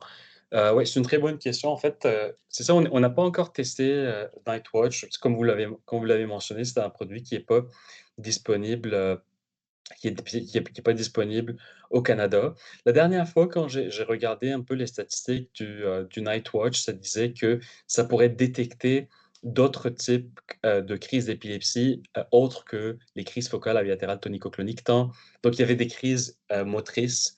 J'ai pas exactement les types de crises qu'il avait mentionnés, heu, mais vu que le Nightwatch, il fonctionne, vu que le Nightwatch, il fonctionne donc seulement la nuit, il est capable parfois de distinguer des crises comparativement, par exemple, à une montre comme l'Empatica qu'on porte un bracelet comme l'Empatica qu'on porte tout le temps. Mais je suis pas au courant exact. Non, on n'a pas travaillé avec le Nightwatch vu qu'il était pas disponible au Canada. Donc je pense qu'il faut regarder avec la compagnie, puis regarder la littérature par rapport à ça, pour le Nightwatch. Mais s'il y a pas de mouvement, juste pour répondre à la question, désolé qu'il y a c'est ça, c'est que j'ai plusieurs questions, mais s'il y a pas de mouvement, ça serait difficile de détecter, les crises avec le Nightwatch, je pense. Donc, souvent, ça va être des crises plus associées à des mouvements, donc avec ce genre d'objet connecté. Oui, oui, il y a une question, oui, vous pouvez la poser, il y a Oui, je trouve très intéressante ta présentation là. merci. Excuse-moi, je vais mettre mon micro. Hem, s je depuis un bout de temps, je me questionne à l'idée de me procurer justement une montre, intelligente, tout ça. Là, je comprends que ça peut pas détecter les crises, mais, pour une personne seule, qui habite seule, c'est quoi peux-tu me donner un peu l'intérêt de me procurer une montre, connectée, une montre intelligente pour, ma protection. Ouais, effectivement, oui. Donc c'est ça. Fait qu'en fait, je parlais un peu des dispositifs qui ont comme par exemple, il y a des dispositifs qu'on utilise en recherche, ils n'ont pas d'algorithme, mais comme par exemple, heu, l'Embrace 2 ou Embrace, il y a quelqu'un dans le chat qui dit que c'était plus disponible au Canada, c'est quelque chose à vérifier. Ce genre de montre, il y a un algorithme de détection. Maintenant, il reste des validations à faire, mais ce genre de montre, il est capable de détecter une crise focale bilatérale clinico-clonique, donc c'est des crises convulsives qui durent plus que 20 secondes et d'appeler donc pour une intervention. Donc on est capable, comme nous présentement on est en train de tester, Embrace à l'unité de monitoring d'épilepsie, puis la façon que ça fonctionne quand ça détecte une convulsion, donc une crise convulsive qui dure plus que 20 secondes, on est capable de faire un appel ou d'envoyer un message à un proche aidant ou donc à l'unité de monitoring d'épilepsie, c'est plus pour le personnel soignant, pour une intervention rapide. Donc on a un projet de ce genre. Donc c'est ça en fait, c'est ça le but d'avoir un appareil comme Embrace ou Empatica. Mais si c'est on à ce qu'on me dit là, je fais des absences moi, ça veut dire que ça serait pas, Ça serait pas détecté par, la montre intelligente? Non, c'est ça, effectivement. Ça c'est ouais, en fait, la montre intelligente, ce qui se passe, c'est que ça va détecter les signes qu'on dé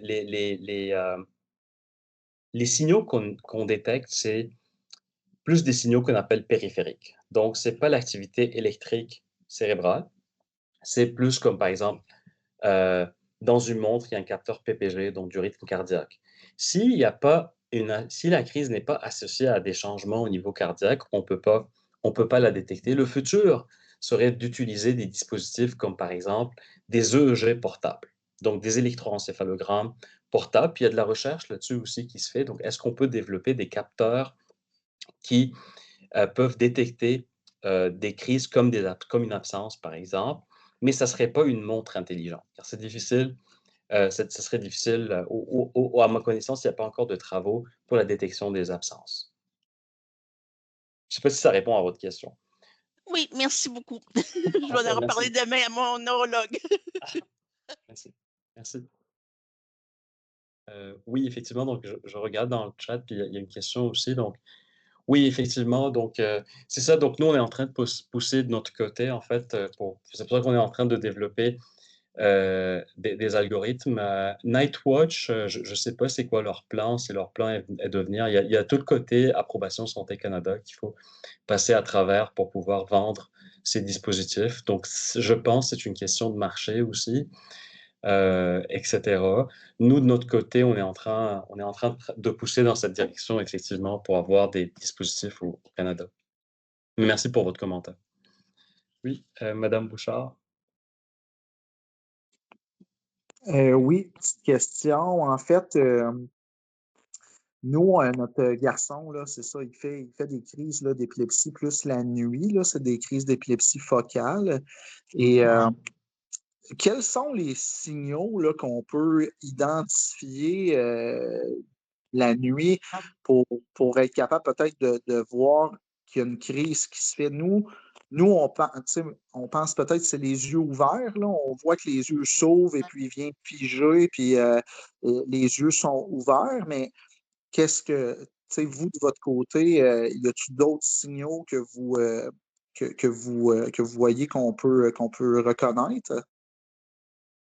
Comme des signaux, ben, ça dépend en fait. Je pense que c'est une question plus clinique. C'est une question plus clinique, pour le médecin, car ça dépend du type de crise. Donc particulièrement pour les crises nous, on n'a pas travaillé encore avec les crises focales. On va travailler avec les crises focales avec, heu, avec en fait progression bilatérale tonico-clonique, avec les objets connectés. Mais c'est plus en fait une question à discuter avec votre médecin. En fait, c'est quoi la sémiologie de la crise, en fait? Ça dépend de la manifestation des crises, en fait, de votre garçon en particulier. OK, OK, Ouais. merci.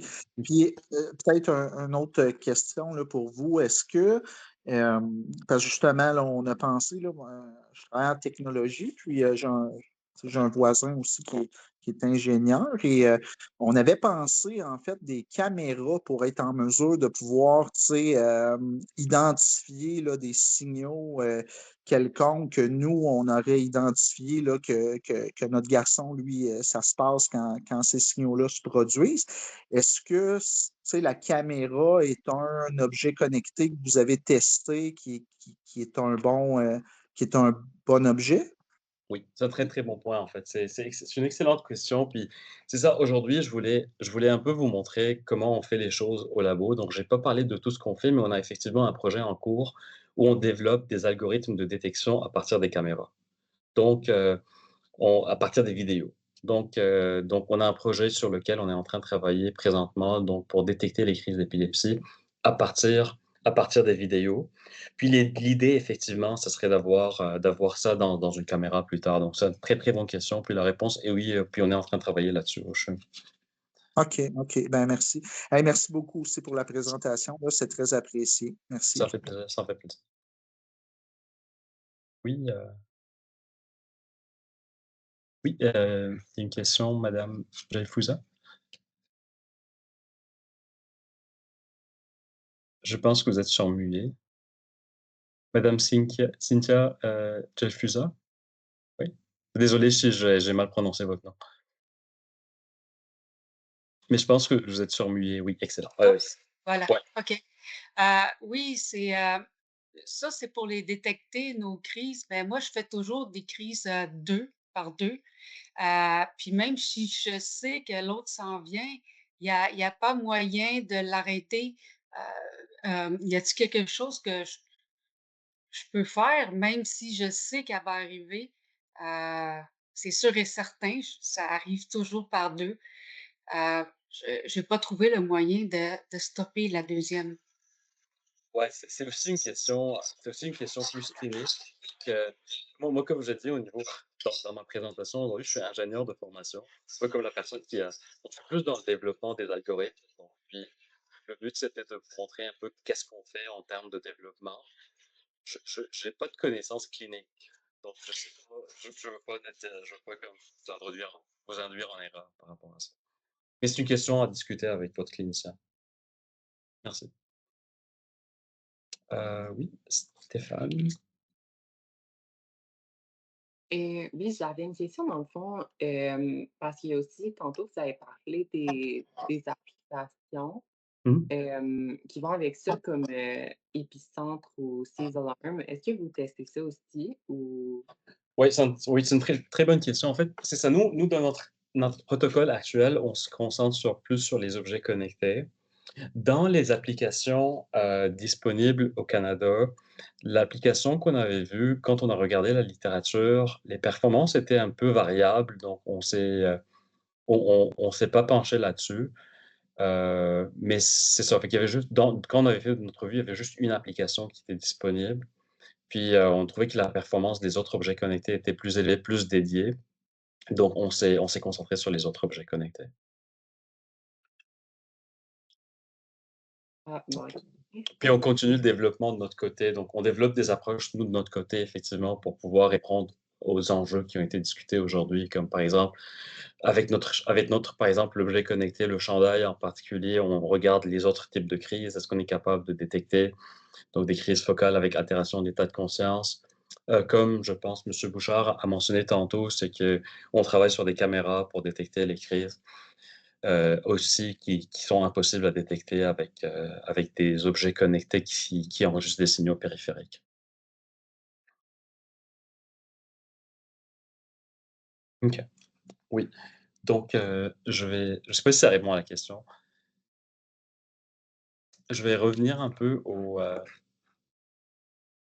je que le Canada, au chat. Donc, ma famille Badini, donc merci pour votre question. Est-ce que même sans objet connecté, y a-t-il des signes avant-coureurs pour une crise d'épilepsie? C'est une très bonne question aussi. Puis, c'est ça, je réponds avec. Il faut prendre comme je réponds, mais en même temps, je rappelle que je ne suis pas clinicien. Donc, c'est pas. C'est pas donc, je suis ingénieur de formation. Moi, je suis plus l'ingénieur qui développe les algorithmes puis des objets connectés.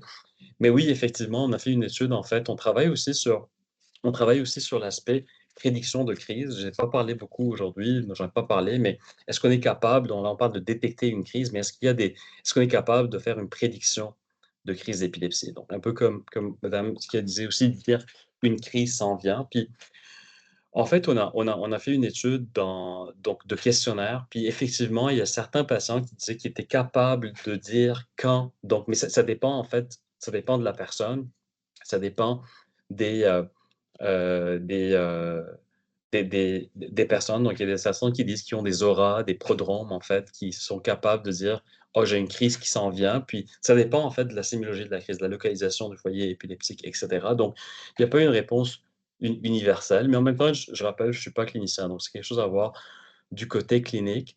Mais de mon expérience en tant que développeur d'objets connectés, etc., c'est que il y a des facteurs, puis la communauté scientifique, il y a des facteurs qui influencent le risque de survenue de crise d'épilepsie qu'on peut surveiller.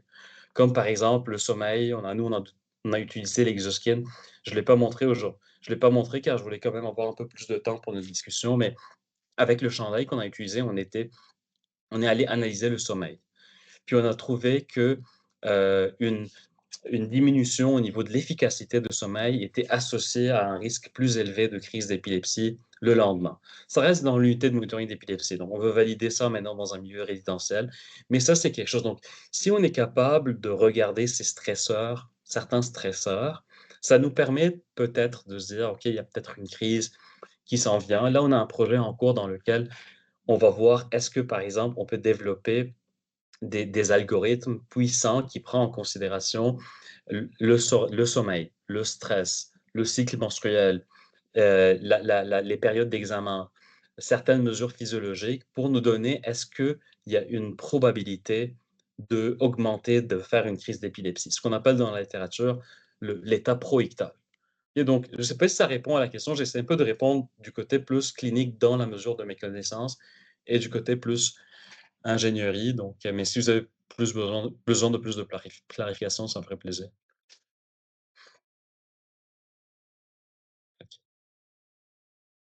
Oui, donc il y a une très bonne question aussi donc qui me dit: «Lors de la validation de vos algorithmes, devez-vous ajuster les paramètres seuil et cetera pour chaque patient ou travaillez-vous uniquement avec des marqueurs universels?» C'est une très, très bonne question. Jusqu'à maintenant, on a travaillé avec des marqueurs universels. Donc on optimise, on essaye notre mieux d'avoir un algorithme qui est capable de fonctionner pour tout le monde, mais comme je l'ai mentionné, il y a capacité de modifier le seuil et il y a même la capacité de développer des algorithmes personnalisés. Le problème avec ce genre d'approche, c'est que les crises d'épilepsie sont des événements relativement rares, même dans un contexte d'unité de monitoring d'épilepsie. Donc, pour un patient ou une personne qu'on enregistre, on va enregistrer une crise, par exemple, ou 2 crises pendant la durée d'hospitalisation qui est de 2 semaines. Donc, on n'est pas capable d'entraîner un algorithme et de le tester en même temps. C'est pour ça qu'on a un peu de cette limitation avec les données actuelles de faire des approches personnalisées.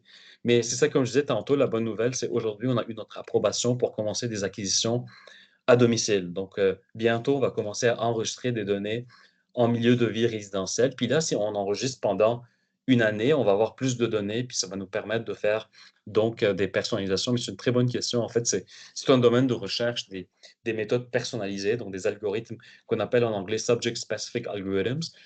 Ce que j'ai présenté aujourd'hui, ce n'est pas des Subject Specific Algorithms, et c'est sûr que si on a la possibilité d'avoir ce genre d'algorithmes, les performances vont être mieux quand on va optimiser l'algorithme pour la personne. Il y a vraiment beaucoup d'hétérogénéité au niveau de l'épilepsie, comme on le sait. Puis, pouvoir personnaliser, ça va améliorer les performances.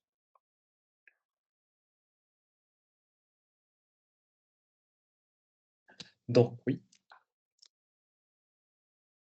Donc, oui, donc je suis sur un truc, désolé, donc pour des crises tonico-cloniques généralisées, tonico-cloniques, peut-on tenter d'utiliser une montre intelligente avec une application comme MyMedicWatch où le risque d'erreur est trop grand? Je ne connais pas MyMedicWatch, c'est pas quelque chose qu'on a vu dans notre revue.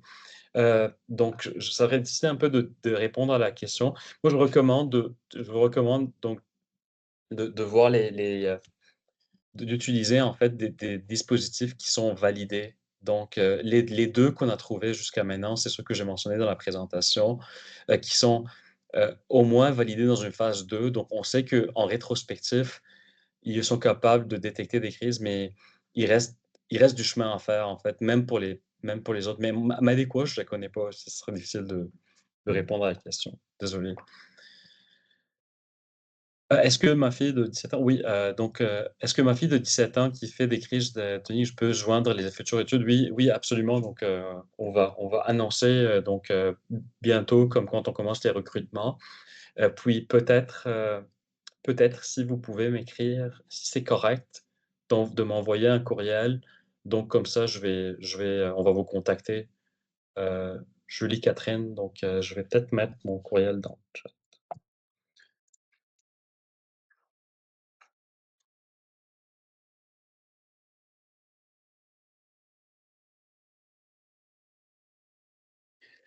Heu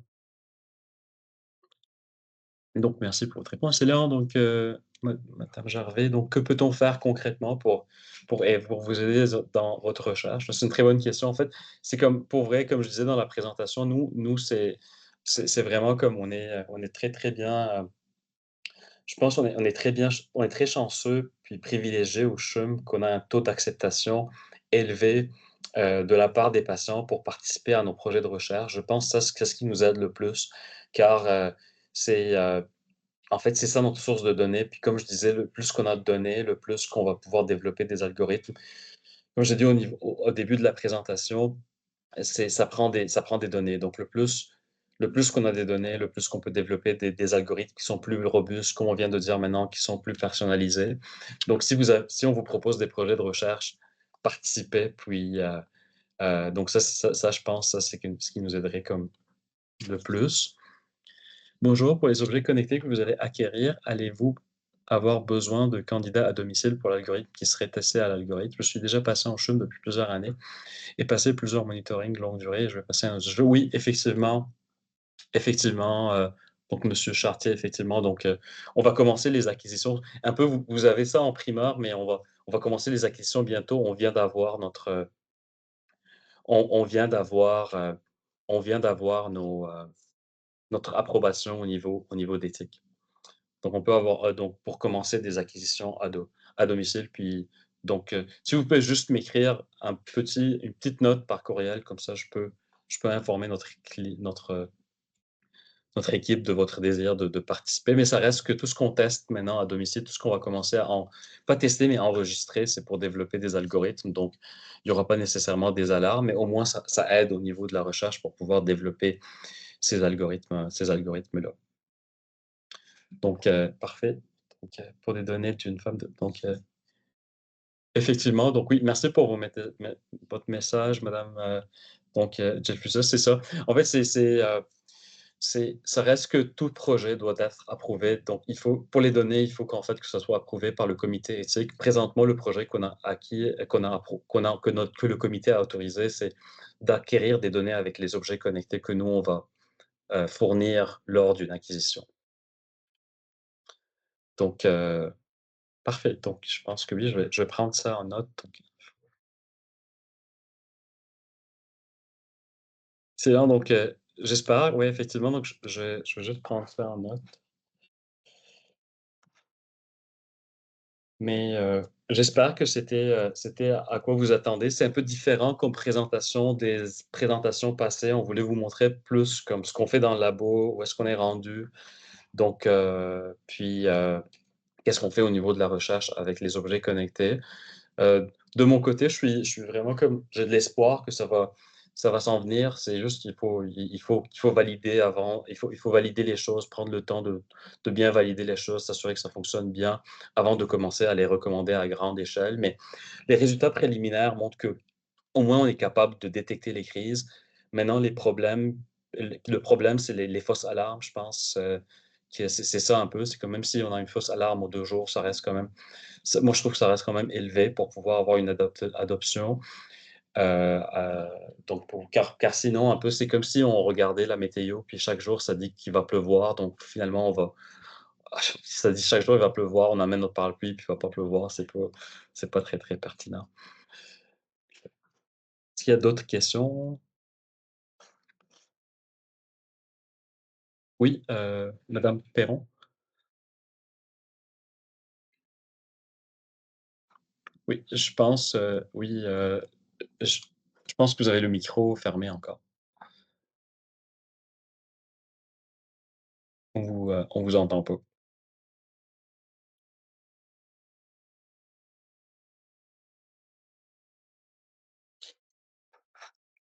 Ah, dans le chat.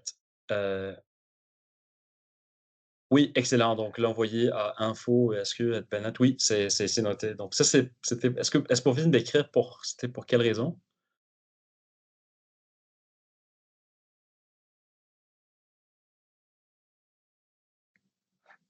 Je sais pas si je peux faire une demande.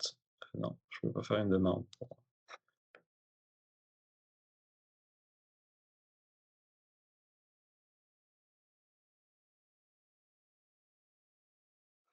Oui, madame Perron, peut-être vous êtes en train d'écrire dans le chat, car on vous entend pas.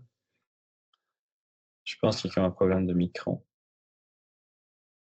Heu, donc oui, quel objet allez-vous utiliser en résidence? Oui, effectivement, donc on voit ça. Donc pour la résidence, on va commencer par utiliser le chandail. Donc on a un projet, Ouais, c'est quand même, j'ai pas parlé du projet, mais c'est quand même un grand projet dans lequel on va commencer à utiliser le Chandail pour enregistrer les données, pour pouvoir développer des algorithmes de détection de crise, puis tester les algorithmes qu'on a présentement en cours, mais de façon rétrospective. On va aussi, là, il va falloir que je revoie un peu, car j'apprends une nouvelle par vous concernant Embrace. Donc ça, c'est quelque chose que je veux revoir, car le plan, c'était d'avoir Embrace. Donc, c'est quelque chose qu'on va voir. Puis EMFIT, on va l'inclure donc en résidentiel. Et il y aura aussi, donc, il y aura aussi des piluliers pour mesurer l'adhérence au traitement, donc des piluliers électroniques pour voir un peu quand on a des crises d'épilepsie, est-ce qu'on a oublié de prendre les médications ou pas. Et aussi, on envisage donc de tester dans un deuxième temps aussi des, euh, des montres qui ne sont pas dédiées pour les crises d'épilepsie. C'est plus comme par exemple l'Apple Watch pour mesurer l'activité physique et voir si on peut corréler des patrons comme par exemple d'activité physique à des cycles de survenue de crise d'épilepsie. Est-ce que c'est donc ce genre d'algorithme. Donc c'est ça les objets qu'on va commencer à utiliser à domicile. C'est pas seulement pour la détection des crises, il y a le volet détection de crise, mais il y a aussi le volet plus comprendre, mieux comprendre l'épilepsie, mieux comprendre les facteurs qui peuvent, euh, qui peuvent aboutir à des crises d'épilepsie. Car parfois, il y a des choses qu'on réalise pas, comme par exemple le sommeil, un manque de sommeil qu'on réalise pas, peut-être qu'on a manqué de sommeil, qui pourrait augmenter la crise le lendemain. C'est un peu ça ce qu'on a vu dans notre étude quantitative avec l'Exoskin, c'est que un peu de manque d'efficacité de sommeil pourrait augmenter le risque. C'est pas chez tous les patients, peut-être ça fonctionnerait pas chez tout le monde, mais c'est une certaine proportion de patients, ne mal dormir, ça peut augmenter le risque de crise. Est-ce que le fait de marcher moins, ça peut augmenter le risque de crise? Est-ce que oublier le médicament, etc. Donc, ça, c'est aussi un autre projet sur lequel on est en train de voir pour voir si on peut développer certaines approches plus prédictives que détection de crise. Merci. OK, oui, oui, effectivement, pour recevoir la présentation. Donc, est-ce qu'il y a d'autres questions, commentaires? Donc oui, je retiens le besoin de pousser plus pour des objets connectés au Canada. C'est quelque chose sur lequel on travaille vraiment fortement depuis quelques années. Moi, ça fait pas longtemps que j'ai eu mon poste, ça fait depuis 2020, donc je suis relativement jeune chercheur au CHUM, donc ça fait 4-5 ans qu'on a commencé, le temps de lancer, acquérir les données. Ça prend du temps, on réalise pas, mais comme pour pouvoir acquérir les données que j'ai présentées aujourd'hui, ça a pris comme au moins 3 ans d'acquisition de données pour avoir un nombre de données suffisant pour commencer à développer des algorithmes. Donc ça, c'est quelque chose qu'il faut qu'on garde en tête. Mais de notre côté, on pousse effectivement pour améliorer la détection de crise, puis avoir des objets connectés au Canada.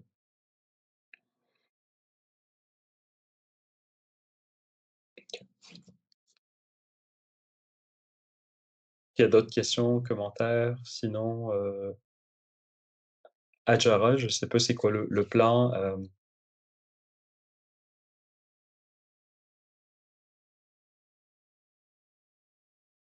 Bonsoir, Monsieur Boissy, c'est Siam Mayati de Oui, l'AQE. oui, bonsoir. Je tiens à Merci vous remercier. merci Merci à vous. infiniment pour votre générosité, votre temps. C'est vraiment une super belle présentation. Juste pour rassurer les membres et les présents ce soir, oui, effectivement, on diffuse, on met à leur disposition l'enregistrement de la présentation. Et tout au long des prochaines semaines, ils auront aussi des bribes d'informations qui seront Mmh, diffusées sur les réseaux sociaux pour qu'ils puissent être tenus au courant. excellent. Et Puis moi, bien je sûr, vais vous pouvez compter sur nous aussi, hein, si jamais vous avez besoin de transmettre des informations ou vous avez besoin de notre communauté pour des études quelconques. Je pense qu'ils répondent bien. On a déjà effectivement. testé et le retour est très bien, que ce soit avec nous ou avec les autres associations. C'est excellent, c'est ce que j'allais dire en fait. Un grand merci pour votre intérêt. C'est pour vrai, c'est un peu notre motivation chaque jour en fait, nous de notre côté, donc au niveau recherche. Et je vais voir aussi, madame Maïté, j'allais dire, je vais voir un peu avec notre coordinatrice de recherche, c'est quoi les règles au CHUM, mais si on peut vous parvenir aussi notre formulaire de consentement pour notre projet que j'ai mentionné, de commencer des acquisitions à domicile, peut-être qu'on peut, si c'est correct, puis s'assurer de le diffuser pour voir s'il y a de l'intérêt. Donc, mais je ne sais pas au niveau, il y a des règles spéciales au niveau du comité éthique, il faut juste que je valide qu'on a le droit de le faire, car parfois on n'a pas le droit de Oui, solliciter. effectivement. Je sais qu'on est sur une étude d'ailleurs qu'on va diffuser prochainement. On est passé par le comité d'éthique, le centre de recherche, et on avait eu l'accord. Donc, oui, ça dépend du type de projet, mais on est à votre disposition. Et je tiens à ce que les gens sachent, parce que je sais, moi, indirectement, combien vous travaillez fort sur ces études, et de nous accorder du temps comme ça, c'est vraiment, vraiment apprécié. Ça nous encourage vraiment à tenir bon. Ça me fait un grand plaisir. Puis un grand merci Merci à de vous. m'avoir invité, puis d'accueillir